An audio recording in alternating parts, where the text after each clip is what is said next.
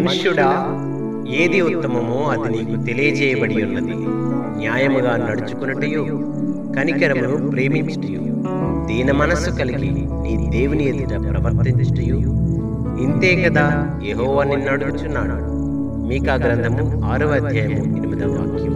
దేవుడు అడుగుచున్నాడు, మీకేమి అన్యాయం చేశాను? మిమ్మల్ని నా కౌగిట్లో చేర్చుకోవాలని, నా కుమారులుగా నా కుమార్తెలుగా నా ఇంట్లో ఉంచుకోవాలని, మీ దేవుడనై ఉండాలని ఆశించాను. నన్నెందుకు ఇలా ఆయాసపరుచుతున్నారు?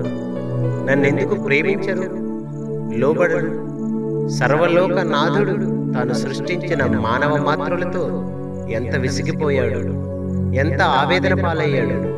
ఆవేదన భరితమైన ఈ ప్రశ్నలకు దేవుని ప్రజలు కొందరు ప్రేమగా, కొందరు వెటకారంగా జవాబిస్తున్నారు.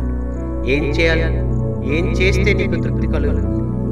ఏ అర్పణలు తేవాలి? వేలాది పొట్టేళ్లు, ఏడాది ప్రాయం దూడలు తెచ్చి బలులు అర్పించాలా? నీ సన్నిధానంలో విస్తారమైన తైలం కొమ్మరించాలి. నీకు సంతోషం కలిగించేది ఏది? పోనీ నా పెద్ద కొడుకుని నీకు అర్పించనా? తన ప్రజలు ఈ మాటలు పశ్చాత్తాపంతో, సమర్పణ భావంతో అంటున్నా, విసుక్కుంటూ అసహనంగా అంటున్నా, దేవుడిచ్చే జవాబు నీకు తెలియదా? నీకింతకు ముందు నా ప్రవక్తల ద్వారా తెలియపరిచాను కదా.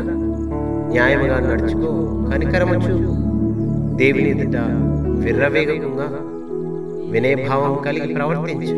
ఇంతే కదా నేను నిన్ను అడుగుచున్నాను.